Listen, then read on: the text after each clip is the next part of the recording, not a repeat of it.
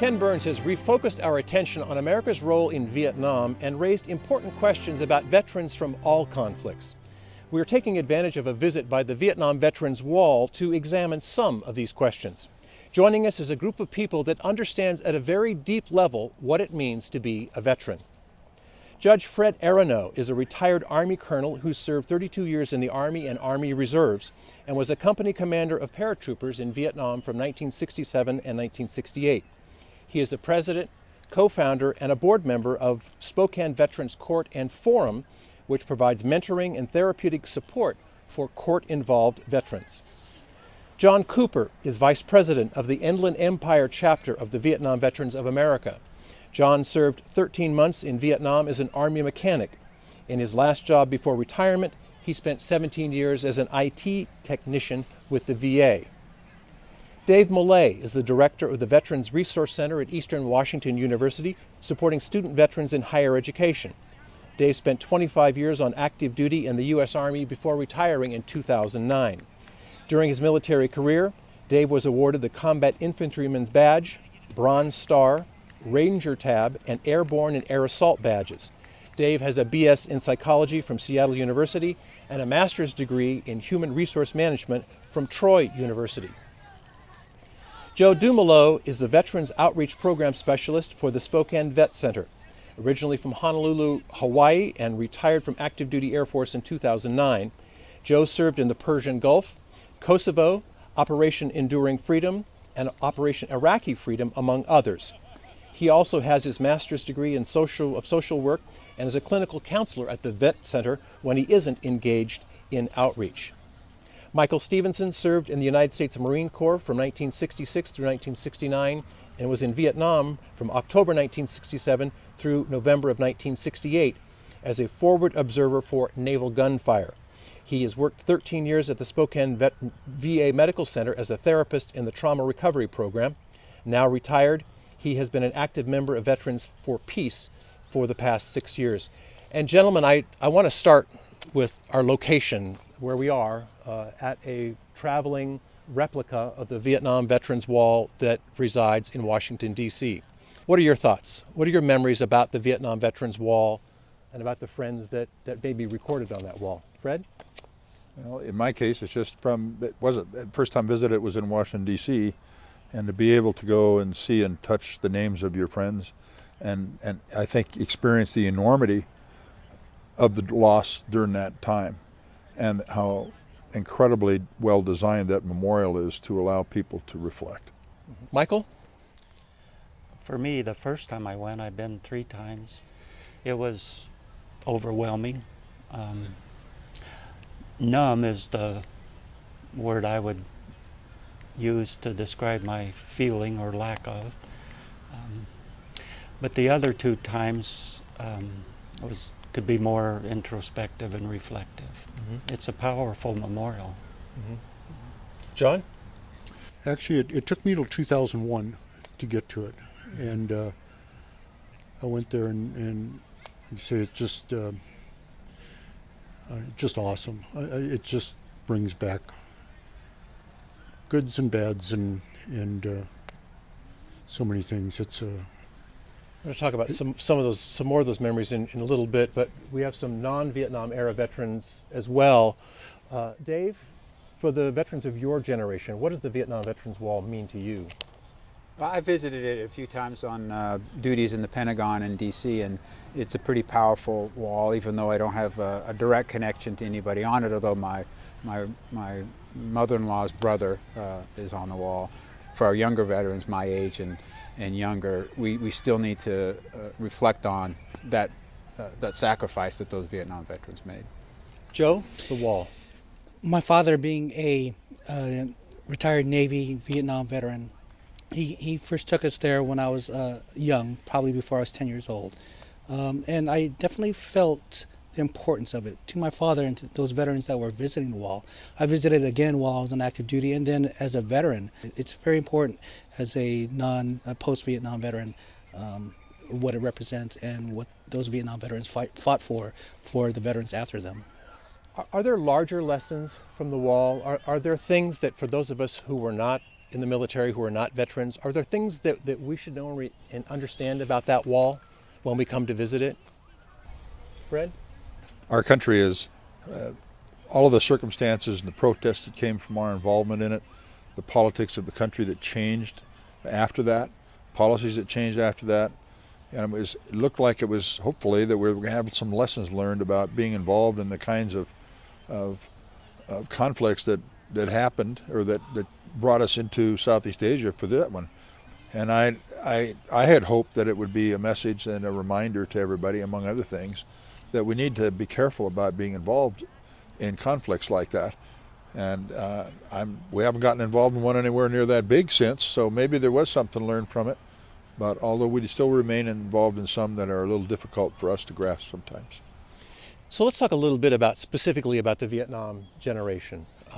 John, how were those veterans treated? What are your memories of coming home? We've heard stories about people who were spat upon and discouraged from wearing their uniforms. What was the treatment like for you when you came home from Vietnam? When we got home, they brought us in, I think like they do today. You know, they brought us in. We were out in the field, and there were actually four of us that came back together. And we came in, we flew into Travis, we went through Oakland Army Depot. We hit Oakland Army Depot at 8 o'clock in the morning, and they filed us all in, and they got our paperwork, and they got us out of our fatigues, and they got us into dress greens. And by about 6 o'clock at night, we were back in the States, and we were on leave. I do remember going through the San Francisco airport, and I remember problems with protesters there. There were some discussions, and there were a couple of us that were taken for our protection and put away until our planes left. When I got back home to the neighborhood, people weren't, they didn't want to know about it, they didn't care about it, they didn't want to hear about it. So you're kind of left like that. The Army was not a career for you, was it? It was not a career, but I did not leave after I got back from Vietnam. I enlisted, and when I got back, I came home on a 30-day leave, and then I had an assignment to Fort Carson, Colorado, and I was a track mechanic by trade, and I went to a cavalry unit in Fort Carson and spent 15 months as an instructor. They took the things that we had learned in Vietnam, the shortcuts and that kind of thing, and we were training the troops before they went back over. So I spent 15 months in the States after I got back. And Michael, the military was not a career for you either. What was your homecoming like? What do you remember about that time? I left Okinawa, but that's one particular thing about Vietnam. Some of us went over as individual replacements and plugged into a unit over there, and we left as an individual. That was my experience. Flew into a airport south of LA because LA was fogged in. They bussed us up. I slept on the floor in LAX, caught the first flight out into Spokane. My family met me. Spokane, I don't think, was negative to vets back then. I certainly didn't experience any of it. I think my little brother voiced it well. He said, "You came home, hung up your uniform, and didn't talk about it." So I just that was me. Fred, your experience was different. You made a career of the Army. Did you have a sense of homecoming from Vietnam, or was it a continuation of your career? No, I was a regular Army officer, meaning that I had committed to a career in it, and so I came home and I experienced some of the same things of the protests and all, but that was my job, and I understood that, and I was around other infantry officers, other soldiers for the years after that, so it was kind of part of the landscape. That was your job at the time. But I know that everybody else had a hard time. And it was hard on us at Fort Lewis, where I was during that time. There were some Jane Fonda protests going on outside the gate at Fort Lewis. I mean, it was But that was not something that really got to us who were the professionals, but it really stirred up, I think, a lot of the younger soldiers that were there, the people who were coming through the basic training center at the time. When you came home and you took off your uniform, Michael and John, was the war over? Was it over for you at that point? Or there were lingering parts of that experience that stayed with you for a long time? John? No, it wasn't over. You don't just shut it off, or I'm not able to just shut it off. It's there. The war is still there today. There's things that happen that as long as I'm alive, and I'm sure it's the same way with every soldier that's out there from Civil War on up. And you don't shut it off, I guess is what I'm saying. Michael, when you took your uniform off, you took your Marine Corps uniform off, was the conflict over for you? Well, the external part was, obviously, but no, it wasn't over. For me, combat, for most of us, is the most salient, significant experience of our lives. So it's going to have a very impactful and formative dynamic to it. What we do with it, if you don't process it, it's going to drive you the rest of your life. And that's... So what do you mean by process it?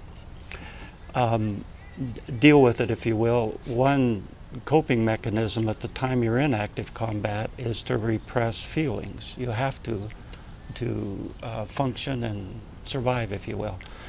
But you have to embrace it and engage your experience, or it's going to sit down there in your psyche and your spirit and have an effect, and often negative effect. So it's not over. It's a process to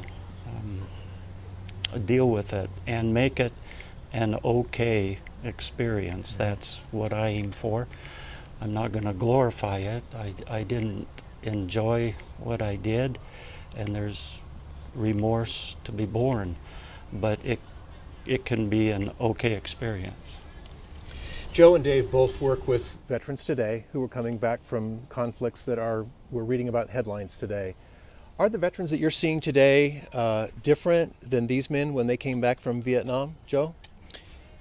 As a clinical counselor here at the Vet Center, I don't see much difference. The difference is location.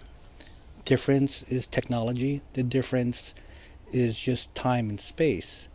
But the wounds that the veterans that I see as clients and those who I call friends and my colleagues and suffer from combat-related PTSD, they mirror those from Vietnam, and I see World War II veterans and Korean War veterans, and their issues mirror those as well. Dave, I'm startled at the number of young people you work with at Eastern Washington University, young veterans who are entering the higher educational system. Tell me a little bit about these veterans and some of the services that you make available to them. Sure. Yeah, to answer the first question, I see them as no different than our past veterans coming back from conflicts. What I do see as different is that we've created systems and support systems for our younger veterans with higher education or social work like Joe does, or even the Vet Forum Court like Fred does, that wasn't in existence, I don't think, as in the 70s. And I think, that generation, the Vietnam generation, lived through a lot of tough things that they didn't have a support network. So now we have great support networks. And I think one of the things with the new post 9/11 GI Bill, it's a huge resource for young veterans to help them transition from that military culture back into a civilian culture, into a higher ed culture. I've heard many young veterans say going back to school was the best thing for me to help me make that transition back to my next phase in my life. And so, we've created these support systems around them that are much stronger and deeper than they ever were. Michael, you've also, now you're currently retired, but you worked with veterans who were traumatized or who were working through traumatic experiences. And earlier you shared a story with us about one of those veterans you'd worked with named Kevin. Can you tell us that story? Kevin came to me. He was an Iraqi vet.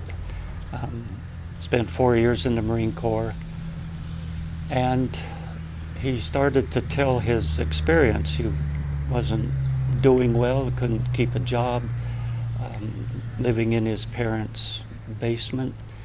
And he said, you know, I've spent 4 years in the Marine Corps. I can dig foxholes and kill people. My friends have gone to school. A lot of them have good jobs. They're married. And here I am.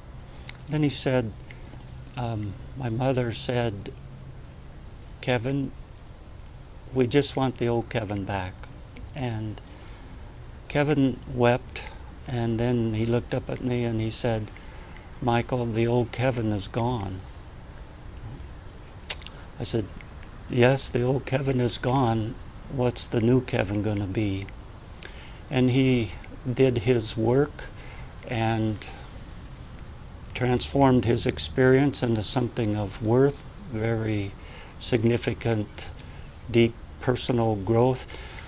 I suggested to him, your time in the Marine Corps and your time in combat in particular, there's things given you that you can learn from and make part of your life that you'd never get in a college education. And it was a joy to work with him, and that was very fulfilling. And you got an invitation to his wedding. Yeah. A few months later, I get the phone call, and lady on the phone, and she said, you remember Kevin so-and-so? I says, well, of course. She said, I'm his mother. I want to thank you for giving us our son back. Well, obviously it wasn't me. He did his work. But she said he's marrying a great gal, and we were making the invitation list. And the first one he mentioned was you, so I want to invite you to his wedding. Of course we went. I got lots of hugs. I was ready to go through the line the second time. So John and Fred, I want to sort of target the next question at you. It seems like for those of us who experienced Vietnam from home, on a color television or on the cover of Life magazine, it was a brutal, violent experience. We were led to believe that there was a lot of drug use in the military, that soldiers came back broken and struggling. Was that an accurate depiction? I mean, what was the combat experience of your men, your soldiers, any different than any other war? Fred? I think the thing that television did was bring the war into the living room, but what it didn't bring into the living room was the smell, the stark terror of everybody around you, the civilians that were being killed, both collaterally and some of them intentionally, the weather, all of the effects that happen to the participants on both sides happen, but you don't see that on TV. The depiction of drug use and all of that was way overblown during the time that I was there, and I think it got worse later.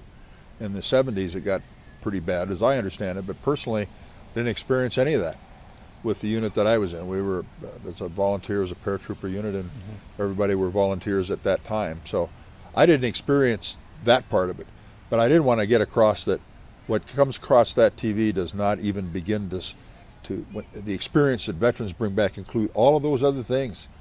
The sights and the smells and the sounds and the terror and the emotions of everybody around you every day is the part that can't anyway be described over a television set. John, what about some of those Ditto. Yeah. Yeah. When I got over there, I don't remember there being the stuff that you see with all the crazies in that. I think when we got into the rear area, I think people would they'd go in and they'd drink the beer and they'd drink the whiskey, and because you could do that there. And I don't remember tremendous amounts of drug use. I mean, it was there, you knew that, but I don't remember it being like you see it. There was also the Vietnam era, especially in the late 60s. There was a tremendous amount of racial division in the United States. There were race riots in the United States. Did you experience that same kind of of conflict in the military ranks between blacks and whites, or whites and Asians or other soldiers? Sure, John, go ahead. I did when I got back to the States. I think when I was overseas, there was some, but for the most part, everybody was covering everybody, and color really didn't matter. It was everybody was taking care of everybody and covering their back. In a combat situation, color didn't matter. No, not that I remember. Yeah. It may have somewhere, but to my recollection, no.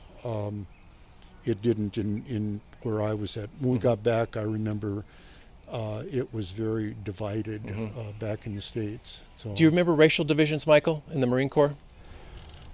No, I really didn't experience that. Not in Vietnam in particular. The first person killed in Vietnam from my platoon was Larry Taylor, and he's a black man. I didn't experience any of that. But there were divisions in our country on many different levels, economic and social, that did come to bear in the military in that conflict. Is that fair, Fred? I don't think it came to bear as much as would think. That the Army was different when the Vietnam War started. As the draft went on and on, we started to get a much wider slice of America coming into the Army and to all of the services. And whatever people brought to the Army from where they were from came into the Army. And the Army itself and all of its members had to adjust to that. So if and we have people from the South, people from Detroit, from Chicago, from Montana or California, wherever they are, we all had to get used to each other. And when the objective is to stay alive and to keep the people around you alive, that kind of moves everything to the front and doesn't leave a whole lot for that. I was in an all-volunteer unit. There were all kinds of colors, shapes, and sizes of soldiers in that unit, but they were volunteers. They signed up for this. They knew they were going to go to Vietnam, so that we didn't have all of that. So perhaps maybe folks that came in the 69, 70, 71 time frame might have better information than I do. Joe, we talked a little bit earlier about conscription, about the draft, and Yes. I think there's some people who are watching who might be of a generation who don't know what the draft was. Can you tell us what was conscription, and do you think that the absence of a draft today does an all-volunteer force look different than a conscripted force, Joe? What do you think?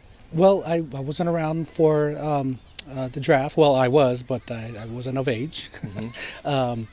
So I don't know if I could speak to the draft as what these gentlemen know to it. But a draft is just when the armed forces are needing bodies to fill jobs within the armed forces.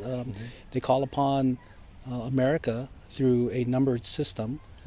And some will even say it was political or maybe even class system to have those individuals come and fill those ranks. And isn't it true, John and Fred, that during the Vietnam War you could get a college deferment? Good. I had one until I graduated. But there were some people who could avoid service through going to college. The Peace Corps was a deferment, wasn't it? There were some other ways that you could avoid service. Other national service, yeah. Yeah. Can you repeat the second part of your question? I Well, apologize. how do you think that our veterans today are different and their needs are different because they're part of an all-volunteer force? I think that's a great question. And Dave, if you want to pitch in on this as well, I think the needs are completely different. And as we were talking about earlier, it has a different feel to it when it's all volunteer. I believe that the standards and the needs are completely different, opposed to when Department of Defense really needs individuals in there to fill some lines. Yeah. I think there's some concerns with Joe and I and this younger generation of all volunteer forces that this military-civilian cultural gap that gets wider and wider, because when you read Joe's bio and you read mine, we come from military families. I'm third generation and Joe is too. And one of the challenges with that is, and there's some in higher ranks who have been concerned about it, is that we've created this divide, and those who haven't served don't understand what those who have served have gone through and why we volunteer to serve. And so a very small percentage of the current population in the United States has ever served. There may be some third or fourth order connections. I have a friend or a brother or a nephew that served, but not as many people from World War II and even Vietnam currently have experienced military service. So it's a different challenge that when we come back and take the uniform off, how we transition back into society, whether it be in higher education or into a career, and when we want to tell our story of what our service was about, and we're talking to someone who has no understanding of what that was, it's a challenge sometimes. We hear a lot of "thank you for your service" from those who haven't served, but then that's the end of the conversation. And all generations of those who serve, we need to continue to tell our stories, to help educate those who have never served or don't have someone who know that they served. Fred? I just wanted to make a comment on the draft before we got away from that, is that my heroes from the Vietnam War were those who were drafted and went in and served and got sent to Vietnam or whatever combat zone. The draft period, you went in for 2 years. The first 6 months or so is training, maybe a little longer than that. You got on an airplane and you went to Vietnam. You got off as an individual replacement, as been brought out earlier, and you went to a unit that was homogeneous, made up of other draftees for the most part, every race, creed, color, and background of young people put together with leadership, and they were given a nasty mission. And you found themselves at 18, 19, 20, whatever age they were, in this milieu of all these people with combat going on around them.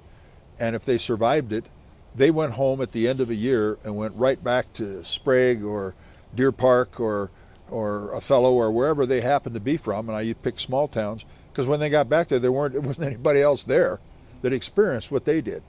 So they went in, had an intense workup, thrown into combat with like being thrown in the pond with your clothes on, and got whisked out of there and went to Travis, turned in all your stuff, and you went home. So you had no one to relate it to. And the difficulty of that time for the young soldiers and the young people that went through that, a lot of them still haven't recovered from it. Some of them have, we have a couple therapists sitting over here who will tell you that. And so there are Vietnam vets that suffered from that because they didn't have the opportunity to mingle with others and decompress from their experience. Was part of that because of the idea that this was not a declared war? It was a war by the numbers. McNamara, the Secretary of Defense, came up with numbers and said, if we kill this many Vietnamese, we're going to win the war. That there was this political umbrella over everything you did that really changed or forever altered the way that you did your job in the military. And John, I see you want to say something, but how much of it is there was a big political, I hear you as people who were soldiers, were proud of your service, and yet there's this disconnect with the people back home who really didn't understand what was going on. John? When I was drafted, and I think I told the story earlier, 4 of us on our block, none of us were in school, it was that kind of thing, and 4 of us got our draft notices the same day. Mm-hmm. I worked for a man that was the motor sergeant, and my background is not the best, but growing up. But I worked for a man that was the motor sergeant of the National Guard unit in Minneapolis. That man told me, you go down, you enlist. You take the other year, don't go with the draft. You take another year and you tell them you want to be a mechanic. You'll take an aptitude test and they'll make you a mechanic, trust me. I did. I took the extra year. I went in, I said I want to be a mechanic. I took the aptitude test, they said you're a mechanic. I went, I mean, you know, it was just there, but I went through it. I went overseas. I did my tour. I did my 3 years. But the thing with me about the draft, with volunteering, my time in the service was I can look back on it now 50 years later, and I say it was the best thing that ever happened to me. It's the best thing that happened to me because it got me out of my situation, and it taught me how to live. It taught me how to live in the world, instead of living on the block. Michael, same. Did you have a similar experience? Yeah, I was just thinking what I've often thought is I I would not want to do Vietnam again, but I would not give it up. That sounds contradictory, but there was a tremendous sense of disillusionment from combat, but what that did is strip away a lot of false and get down to the deeper aspect of life and living. The false separated, the real became evident, and also I just think of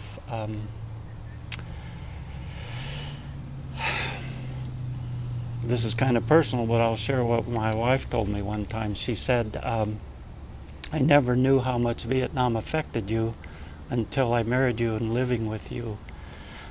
But I want you to know Vietnam helped make you the man I love and respect. I think that's true, and that's what I hope for all vets is we'll take this experience and transform it. Don't let it drive you. Transform it into personal growth and Fred, something of worth. Pardon me. I just heard you reacting to that, Fred. You heard him, Michael, talk about not wanting to have done it, but not wanting to have missed it. Does that resonate with you? Absolutely. And I'd go do it again. Mm-hmm. And for the same reason, is that there is no way you can describe what it does for you until sometimes years later. I think another big factor with people who are serving in a combat zone is what was their level of maturity when they got there. And you think that everybody grows up overnight, but they really don't. It takes a lot of these experiences to shape people. And a lot of times whether they survive or not depends whether they can grow up fast enough to understand, be a team player, and make sure that it gets done. But yes, the answer is, when I say I'd go do it again, it means I think the better way of saying is I wouldn't want to have missed the experience from so many different levels. Mm-hmm. And yet there was this, to those of us watching at home on television, there was this political cloud over the top of it that made it seem impossible to be successful. And yet it sounds like you didn't experience that. We didn't care. Yeah. I mean, I'm sorry, but when you really don't care about that because it's not our decision. We had nothing to do with the decisions about what was going to happen to us the next day or the day after that. We just have to leave it in the hands. This is America, we have our elected representatives to make the decisions for us, and eventually they did that. But in the meantime, the politics of it don't matter. The politics in foxholes is virtually non-existent. Did I miss something about that? But even in the motor pools, you can talk about it, but it really doesn't matter because you're there to fix vehicles. And you fix them for the guys that need to use them. Mm-hmm. We'd go out and like in my case, they sent us out with the platoons, and you did what they said. But I was an enlisted man. I did what the officer said. That's the way it was. They say you go out and you do this, you go out and you do that, and that's what you did. So that was the way of life. One of the gaps that we have in our group is that we have no women represented, and women played a role in Vietnam, and they are playing an increasing role in the military today. Women are now in formerly in forward positions. Are the needs of women veterans today different, Dave, than those of a different generation? Well, I don't know if I can speak to that, but I just will echo, then I'll let somebody else talk about the differences. I mean, women in the service today, all the services have opened up every job for women these days. We've had women who've graduated from Ranger School, women who are leading infantry platoons. So I think you're going to see in the future their needs are going to change because they're now in different roles than they were in Vietnam, where they were maybe, granted they were in danger in a combat zone, but maybe in the nurse corps or in a service role. But I think we really saw it after 9/11 in our first roles in Afghanistan and Iraq, where we had women in service roles, but suddenly they were firing their weapons and getting fired at. Then several years after that, we realized, women can do all these things, and we need to open up all these jobs for them. So I think we're going to see, as women are leading men and women in combat roles, their needs, I think, may be a little bit different when they come back, and because they're going to be experiencing things that maybe a generation ago they didn't experience directly, maybe indirectly, but they're going to experience it directly. So I think it's great. I mean, yeah. So, Joe, we were at the vet center earlier, and I sensed it was really a masculine culture there. Are you seeing more women veterans coming to you seeking help? Yes, as a matter of fact, women are starting to utilize mental health services in increasing numbers, and a lot that has to do with that it's being more accepted to get mental health services, and then some women are, at least from them telling me, is that they're starting to feel a little bit more accepted within the veteran culture in the community for being a woman veteran, because for years that was something that most women would not identify. And I say that because my wife is a proud Air Force retiree. She's a Kosovo veteran as well. And these are the things that her and I talked about after she retired in 2008. And just, how does she feel as a woman veteran? Because I've known for years how she felt as a women's service member, as a women airman, but things started to change when she became a veteran. And I know Joe's really our clinician here, but I want to talk to you, Fred, about, and Dave, about something I think that we learned at Vietnam that existed way before. It's existed in every other conflict. Every other veteran, every military person has faced it to some degree. But Fred, what is post-traumatic stress disorder?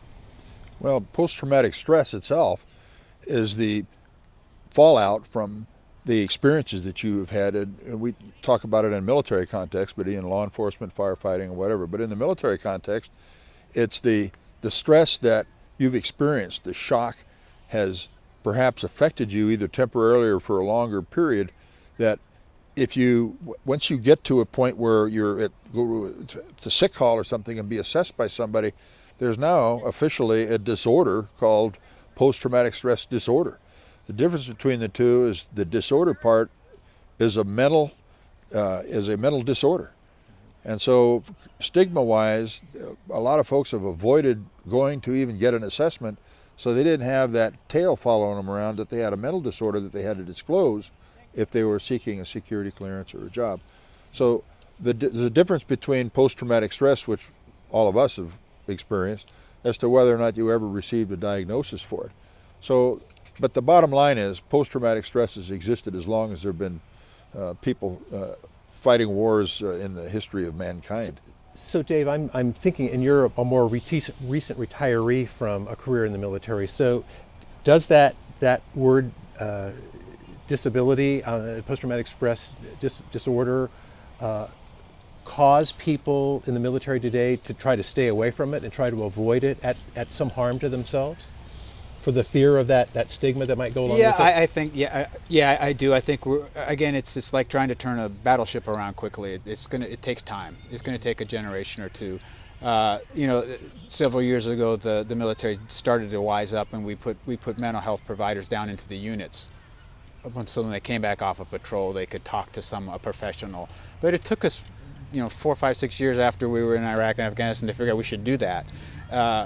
But this is hard to change that culture and that mindset, this warrior ethos that's ingrained in us, and we memorized these warrior ethoses and these ranger creeds and these codes.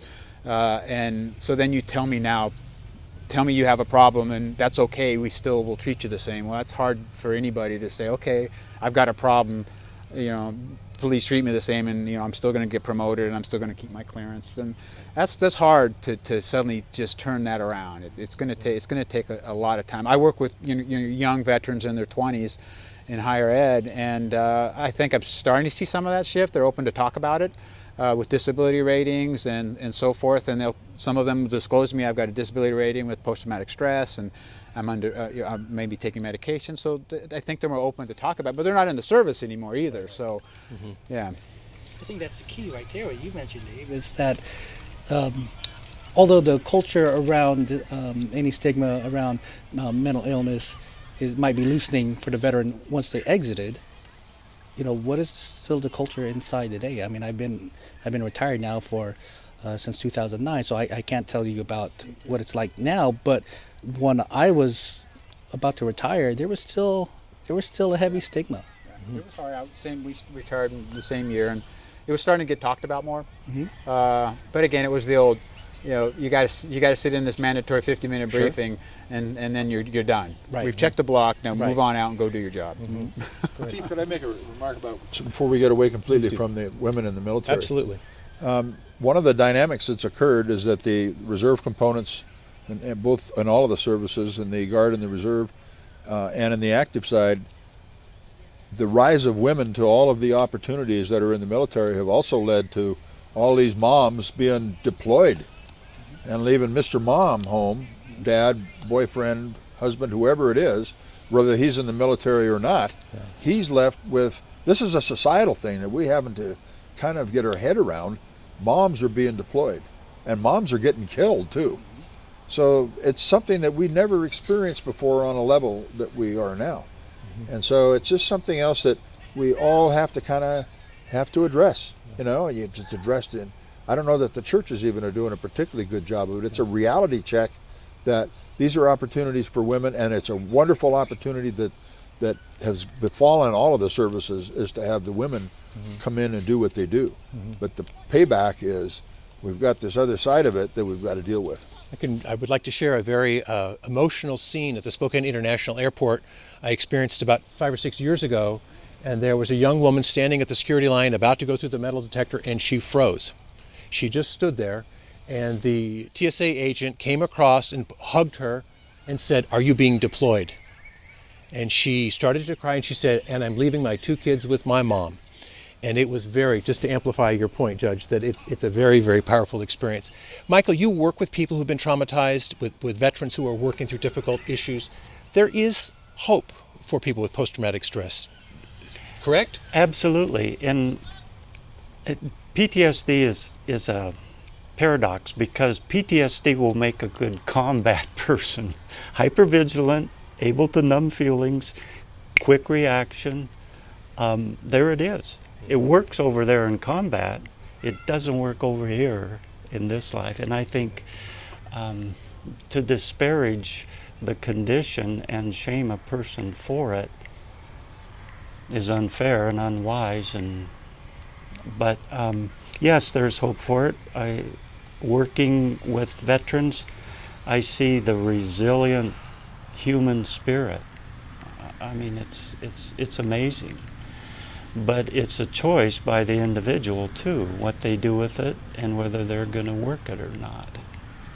Joe, do you have a similar experience? Michael said it eloquently. Thank you. And thank you for sharing that personal story earlier.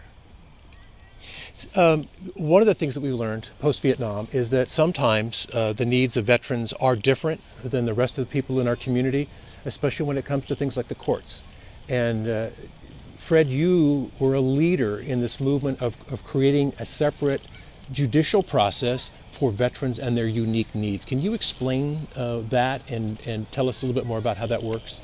It started with a judge in Buffalo, New York, who was not a veteran himself, saw a young man who was a veteran acting out in court, being rude and being nasty, and he called his bailiff over, who was a retired Marine sergeant and drill sergeant, and maybe have to go outside and have a little conversation with him. Not that kind of conversation, but to go out and find out what was wrong, what was going on with him. And when he unearthed it, he said this kid had no one to share this with, and all he needed was the chance to talk to another vet. He came back in 10 minutes later after talking with the Marine gunnery sergeant who was a vet, and he was back on the rails and understood it. That judge was the guy who actually started it back in New York. And we got a hold of his materials, and he came out here and met us here a couple of years ago. We did the same thing. We set it up here in Spokane. You got to have a community that will accept this. But in our case, it's misdemeanor offenses up through and including DUIs and those kinds of misdemeanor offenses with jailable for up to a year. And what happens is that they'll get diverted and offered the opportunity to go through the Veterans Court program, where they're assigned a one-on-one combat veteran mentor to take them through the legal process that lasts about a year. And we've had a recidivism rate of only about 12 or 13%, which is unbelievable in a criminal context. We have 24 of our grads wrote letters to the court that said they would be dead by suicide had they not had this program available to them. So it goes back to what you were saying earlier. It's just being around the other vets. And it's an immersion therapy in a sense that they're with the other vets and they've got mentors who are vets. We're very proud. We're the largest veterans court complex in the United States. And before we get to your question, Fred, I do want to say that and what you're saying is that you're getting people out of the criminal justice system and getting them out of jail, out of prison, and back into work, family, and life. Now, they're still accountable. They go through the court process, but instead of going to trial, they can go to trial, but we'll not take them if they go to trial and are found guilty. But it's almost all of them enter a plea. They're assigned to the Veterans Forum, which was created to deal with all of that, accepts them and puts them through a 24-month process that if they attend all the forum sessions, do what they're supposed to do for the court, they'll be done with their whole program in a year. So these are not people who live under bridges. These are all of people just like us who had a bad day. They've had PTSD come back on them and cause them to act out in an inappropriate way. And that's who we're dealing with, is put them back on the rails. Dave? I was just going to add to Fred's comment. He mentioned that if you put some veterans together in a room, a lot of times they can solve their own problems. And right across the street here's a beautiful building, the Veterans Center, that was built in I think 2010 or 11. The Veterans Resource Center on Eastern's campus, and if you look at most campuses across the country in the last 5 to 6 years have built centers on higher ed campuses to build a welcoming place for veterans to come together and heal. So in the forums like that too, and what we do at the VA Medical Center is like that too. And like I said earlier, we didn't quite have all those structures in place in the 70s, and it took that pain and that suffering to now realize we need to have those structures. So yeah, when we put 5 of us together in a room and shut the door, we'll figure it out. And that's what we need to create, those structures in our society where veterans can feel comfortable doing that. It sounds like that's a remarkable difference between 1968 and almost 2018, that the way that veterans are treated on college campuses today is way different than 50 years ago. I live it every day, and they're honored. They're proud to walk across campus as veterans. We do a lot of events. Joe's a recent graduate from Eastern, and he's been on any campus that I'm aware of. I haven't heard any negative stories. Professors want to know more about veterans. We do things about military culture, and they're proud to walk across campus and say that they're a veteran, and people are accepting of them. And I want to put that place what Dave said against what I've been told by some of my Vietnam veterans, is that until maybe Desert Storm or even Iraq, a lot of the Vietnam veterans that I see as clients would never wear a veteran-themed hat or any kind of paraphernalia because of the treatment that they receive upon their own homecoming. And it's just recently that a lot of Vietnam veterans that I know of and I see are actually proud to say that they are a Vietnam veteran, or at least say it in public. Go ahead, John. In my personal case, that's very true. I went for years and years and years, and I would not wear a hat. I would not, even after I went to work for the VA. When I was in the VA, I was around my veterans and that. But when I was out on the street, I wouldn't. And my wife asked me one time, we were at the fair, and there was a veteran there. And when I see a veteran in a hat, I go up to him, and I love to talk to veterans. And I went up and I thanked him and welcomed him home. And she says, "Why don't you wear your hat?" And I says, "I'm just not ready." Yeah. And I didn't feel comfortable at that point.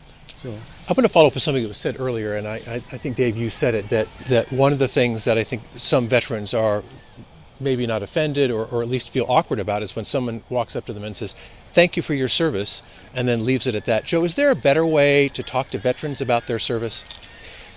Well, I don't know if there's one blanket way. Of course, every veteran is their own individual at that point. And I say that because we're told we're not when we're in the service. Mm-hmm. But maybe asking them, not such the pointed questions that, especially if you're not a veteran, that we don't really want other non-veterans to ask us. Like, Did you kill anyone? Were you involved in combat? Did you see something, dead bodies, so on and so forth. But maybe take a sincere moment to say, hey, welcome home. What can I learn from you? Or what is it that you want to say to me as someone who's never been in combat, who has never been in the service, probably doesn't come from a military family? It's a challenge when those who haven't served don't know about what are the 5 military services. So how do you break that wall down and talk to a veteran? But I also think, as Joe said, it's on the veteran too to tell the story, and invite a non-veteran to come to the healing wall here this while it's out, or go to a veterans parade, or go to the Memorial Day events at the Veteran Cemetery. So it's on veterans too to tell their story in whatever, whether it be verbal or in art or music or writing, and let other people know about it. And so thank you for your service is a great place to start, but don't just stop there. You know what I mean? Yeah. Fred? I had an experience by being asked several years ago as a result of a really unfortunate incident. I'm talking about the Zim incident here, the Auto Zim incident, where a young man who was mental health challenged was assaulted and died as a result of assault by a police officer. And it was a sad and a very emotional event. But it became apparent that law enforcement did not really understand much about mental health issues. And so there's part of this settlement was that every law enforcement officer within the Spokane County region had to go through 40 hours of mental health training, period. And they sat them in classrooms for a week and everybody had the training. It also became apparent that they know nothing about the military, that law enforcement officers don't. When I take the poll, it's less than 10% of all the law enforcement officers that we have in the mental health training for had ever served, knew anything about the military. So my job was to educate them a little bit about what the military is, but more importantly, how to try to break the ice with them, with a veteran, if they stop them or they have to go through it into somebody's living room or somebody's home, is to be observant and look for things that might be an indicator that this person had served. Or if you're pulling a car over, don't assume that the driver's the one that's the vet. It could be the girlfriend or the guy in the back or whatever. But make sure you recognize that, but you don't ask them, and this is part, you don't ask them, are you a veteran? Because some of them may have not had an honorable discharge. It may not be exactly the worst question you could ask them. Instead, you ask them, well, I notice, where did you serve? Just an outright, or you'll say, well, I didn't. Yeah.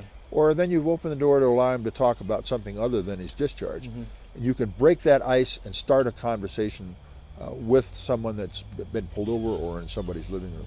But be observant and look for those indicators, and to try to make sure you're not overlooking who the real veteran in that group might be. We're running down to our last few moments of our time together, and I'm thinking about a recent announcement by President Trump that he has come up with a new strategy for Afghanistan, which has turned out to be the longest war that the United States has been involved in, I believe, in about 16 years. If you had the opportunity to talk to the president about military service and about priorities in a very difficult conflict, in a very difficult situation, what advice would you give to the president about the current conflict in Afghanistan or any conflict that the United States is? John, let's start with you. Oh boy. You've got about 30 seconds. No pressure. Yeah, no pressure. You can just say ditto. Yeah. Just say ditto. Get out. Yeah. Get out. Take our lumps and get out and bring our troops home. We've had too many guys and women. I'm sorry, men and women that have done, like we were talking about earlier, that have done multiple tours, and that's a pet peeve of mine. We don't need to do that to our people. Fred, if you had a moment with the president, what, as a veteran, as a military, as a career officer, what kind of counsel would you give the president about deploying our resources around the world?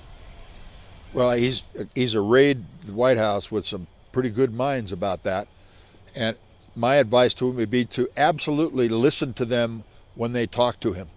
He's got a chief of staff that'll get the information to him. He's got a DOD chief, both of them former Marine generals, and he's got a whole staff full of them. And to the extent that it might upset the public a little bit, we've got too many military, but these are quality people who will stand up and speak, and he needs to listen to them when they challenge him, and they will quit on him if they won't.